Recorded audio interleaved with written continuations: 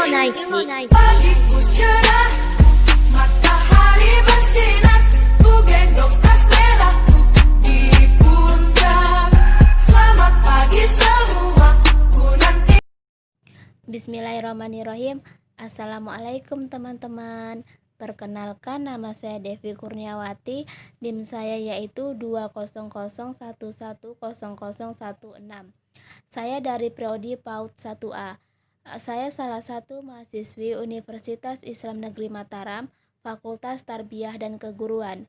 Di vlog saya kali ini, saya akan menjelaskan tentang konsep dasar pendidikan Islam anak usia dini. Yang pertama, pengertian anak usia dini. Menurut Undang-Undang Nomor 22 Tahun 2003, anak usia dini adalah suatu upaya pembinaan yang ditujukan kepada anak sejak lahir sampai usia 6 tahun yang dilakukan melalui pemberian rangsangan untuk membantu pertumbuhan. Dari undang-undang di atas dapat disimpulkan bahwa anak usia dini adalah anak-anak yang harus diberikan pengarahan terhadap sesuatu yang baik agar memiliki kompetisi atau rangsangan dalam pola berpikir yang baik. Yang kedua, pengertian PAUD. PAUD adalah jenjang pendidikan dasar yang merupakan suatu upaya pembinaan yang ditunjukkan bagi anak sejak lahir sampai dengan usia 6 tahun yang dilakukan melalui pemberian rangsangan pendidikan untuk membantu pertumbuhan dan perkembangan baik jasmani maupun rohani agar memiliki kesiapan untuk memasuki pendidikan lebih lanjut. Yang ketiga, karakteristik anak usia dini.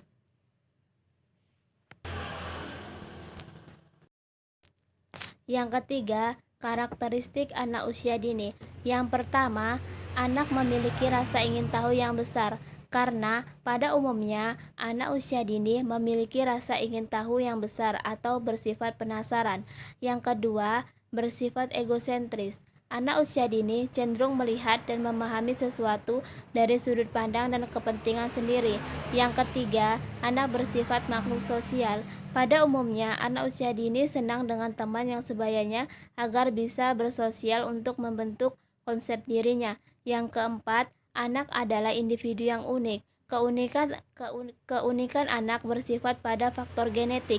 Yang kelima, penuh imajinasi. Anak usia dini memiliki pemikiran yang bersifat fantastis karena rasa keingintahuan yang besar. Yang keenam, daya konsentrasi pendek. Anak usia dini memiliki daya konsentrasi pendek, karena itu kita dapat mengalihkannya dengan memberikan permainan. Yang ketujuh, pembelajaran yang potensial akan dapat pada stimulasi yang baik dari lingkungannya. Yang keempat, urgensi atau pentingnya pendidikan anak usia dini. Urgensi pendidikan anak usia dini adalah membangun semua aspek perkembangan anak, yaitu perkembangan fisik, motorik, intelektual, emosional, bahasa, dan sosial. Aspek tersebut harus dikembangkan pada anak usia dini agar tumbuh dengan baik, dan anak usia dini merupakan generasi penerus bangsa yang selalu berkembang dan bersifat alami. Yang kelima, layanan PAUD. Layanan PAUD terbagi atas 3, yaitu formal, informal, dan non-formal. Yang pertama, PAUD formal, yaitu diselenggarakan dalam bentuk taman kanak-kanak atau TK dan Radiatul Atfal atau RA. Istilah untuk TK Islam pendidikan formal ini diperuntukkan bagi anak usia 4-6 tahun. Yang kedua, PAUD non-formal, yaitu sekolah yang dikenal masyarakat sebagai kelompok bermain atau taman penitipan anak. Jalur non-formal khusus menangani anak-anak usia 2-4 tahun yang disebut kelompok bermain dan tempat penitipan anak. Yang ketiga, PAUD informal, yaitu pendidikan di keluarga. Prinsip PAUD melalui keluarga adalah bentuk pendidikan informal yang dapat mendorong kesiapan anak dalam proses belajar di usia sekolah. Yang keenam, landasan penyelenggaraan PAUD. Yang pertama, landasan yuridis. Landasan ini, penyelenggaraan PAUD berdasarkan landasan yuridis ini, yaitu sebagai pendidikan awal untuk anak. Pendidikan ini bertanggung jawab untuk menanamkan nilai-nilai keimanan, ketakwaan, memberikan pengetahuan dan keterampilan dasar pada anak.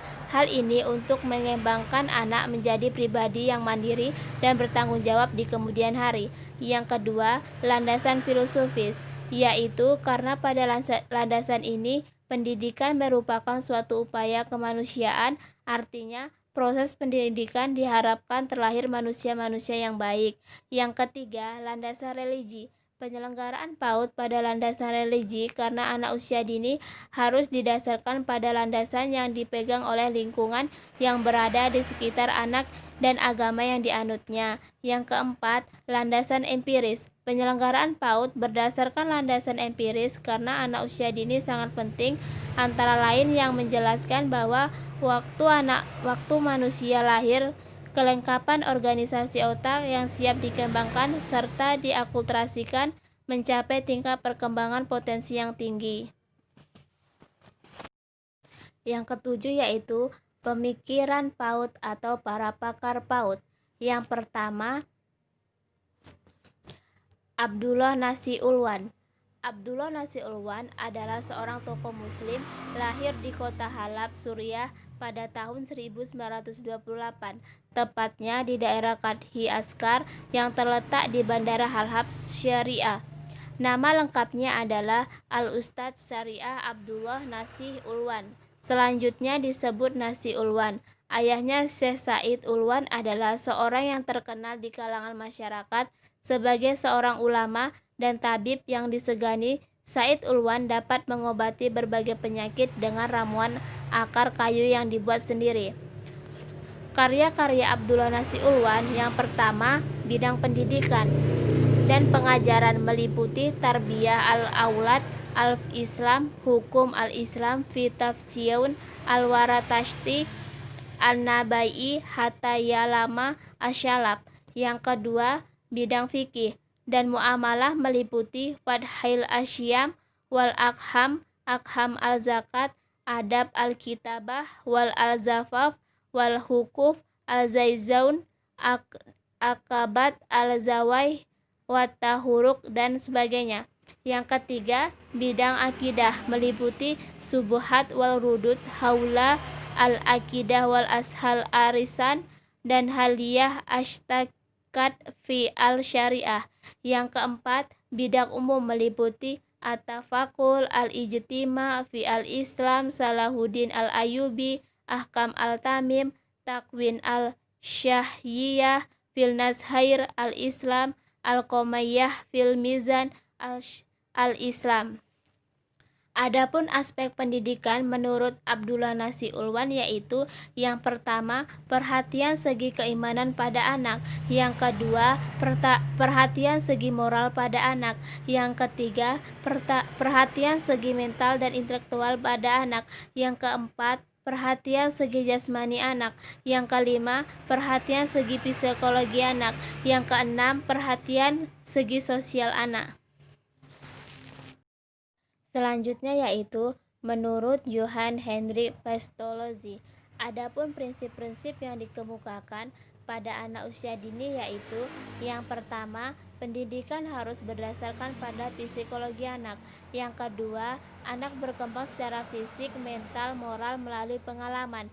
Yang ketiga, pengalaman-pengalaman harus meliputi kesan yang menyenangkan, pengamatan yang hati-hati, pengertian yang jelas, dan pengaplikasian belajar dalam aktivitas sehari-hari.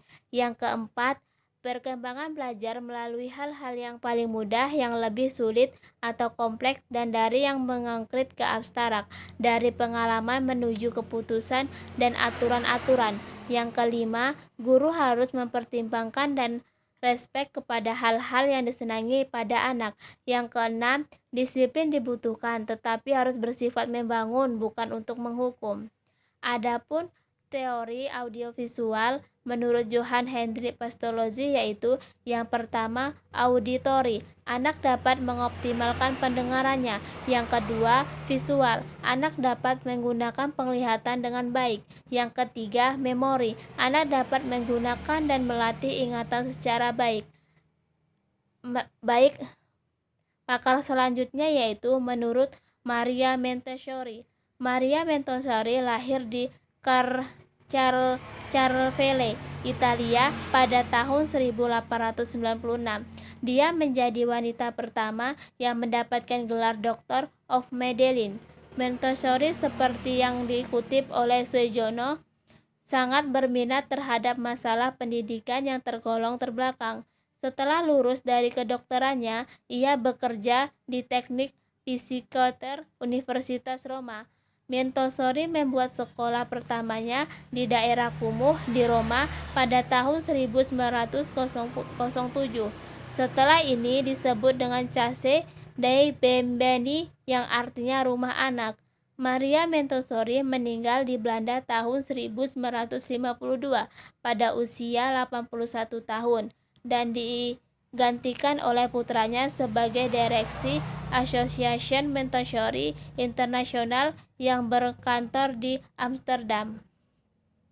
Adapun penerapan pandangan menurut Montessori, yaitu berdasarkan teori Montessori, membebaskan setiap anak belajar menurut tempo dengan caranya sendiri dan materi yang dipilihnya sendiri dan ditentukan berdasarkan taraf kemampuan dan minatnya. Menurut Montessori, anak tidak perlu bersaing dengan anak lainnya ataupun sebaliknya, dihambat kemajuannya agar sesuai dengan kelompoknya. Pakar selanjutnya yaitu menurut Frederick Willem Froebel. Ia sangat berpengaruh juga dalam pendidikan Islam anak usia dini. Adapun prinsipnya yaitu otaktivitas, yaitu kegiatan yang dilakukan anak sendiri atau bersifat individualisme. Yang kedua, kebebasan, yaitu tidak dibatasi dinding masif, perlu lingkungan yang terbuka. Yang ketiga, pengamatan, yaitu terhadap alam sekitar melalui eksplorasi dan keingintahuan. Adapun 3F menurut Froebel dalam pendidikan anak usia dini yaitu yang pertama, perdamaian dalam pergaulan anak, pendidik, dan orang sekitar. Yang kedua, kegembiraan selama proses pembelajaran. Yang ketiga, kemerdekaan, adanya kebebasan dalam situasi dan kondisi iklim pendidikan yang kondusif.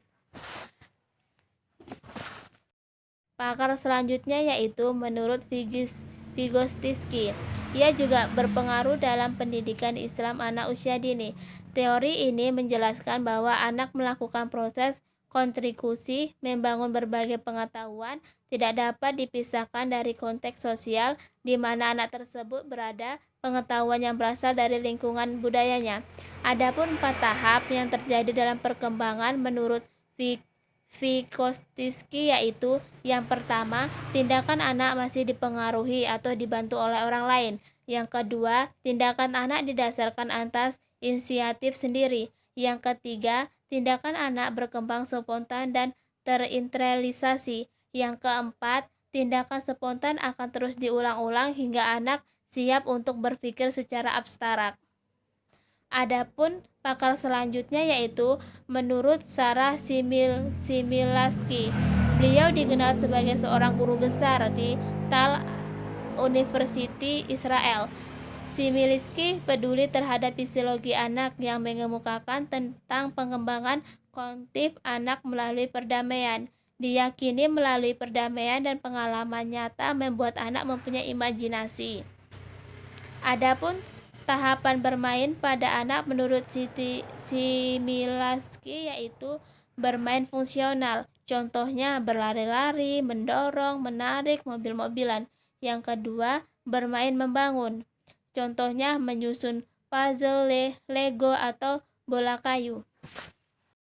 Yang ketiga yaitu bermain pura-pura, yaitu anak menirukan kegiatan orang yang dijumpainya sehari-hari atau berperan. Yang keempat, bermain dengan peraturan, contohnya bermain kartu domino, bermain tali, atau monopoli. Baik, pakar selanjutnya yaitu Ki Hajar Dewantara. Ia dikenal sebagai Bapak Pendidikan Indonesia. Beliau wafat pada tanggal 26 April 1959 dan dimakamkan di Wijayabrata. Adapun ciri khas dari pendidikan anak usia dini menurut Ki Hajar Dewantara yaitu yang pertama, budi pekerti. yaitu materi yang paling penting diberikan kepada anak usia dini adalah pendidikan budi pekerti. Yang kedua, sistem Among, yaitu inti dari sistem Among yaitu dikemukakan oleh Ki Hajar Dewantara dalam Noptipula adalah ing ngarso sing tulodo ing mutya mungkarso tuthuri handayani. Baik, mungkin itu yang dapat saya sampaikan. Jika ada kata-kata saya yang salah, tolong dimaafkan. Billahi taufik walhidayah. Assalamualaikum warahmatullahi wabarakatuh.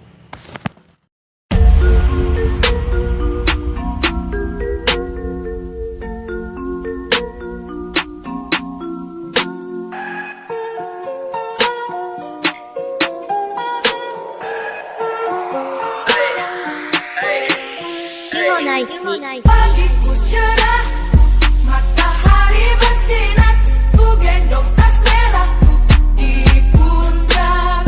Selamat pagi semua, ku nantikan dirimu di depan kelasku, menantikan kamu. Guruku tersayang, guru tercinta, tanpamu apa jadinya aku? Tak bisa baca tulis, mengerti banyak hal, guruku terima kasihku.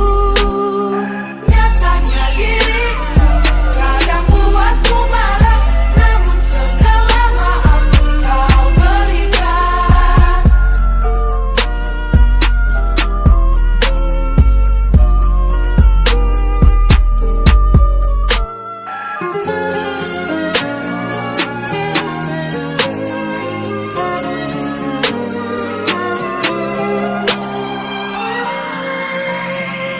Pagiku cerah, matahari bersinar, ku gendong tas merahku di pundak.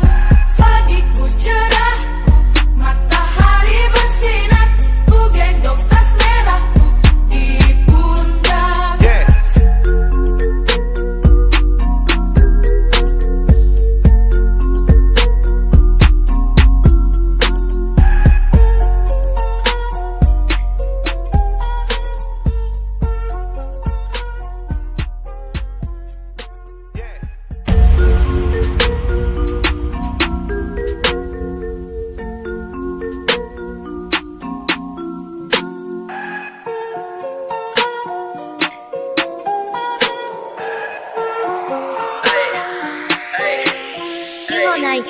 Pagiku cerah.